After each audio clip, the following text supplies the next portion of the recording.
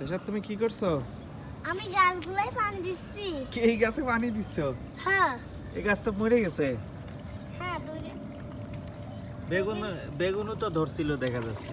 হ্যাঁ তুমি কি এতদিন দেখো না এই গাছে পানি নাই? হ্যাঁ, দেখছি। তাহলে পানি দাও নাই কেন? কি দিয়ে পানি দিচ্ছ? এই যে এই পদ্ধতি দিয়া। হ্যাঁ? সব গাছগুলোই তো মরে যাচ্ছে। ছাদে তো প্রচন্ড গরম, হিট। হ্যাঁ এই ছাদে হিট হওয়ার কারণে এই এই যে গাছগুলো সব মরে গেছে, এইগুলোও মরে গেছে। এই যে টমেটো গাছটা মরে গেছে, সবই তো মরে যাচ্ছে।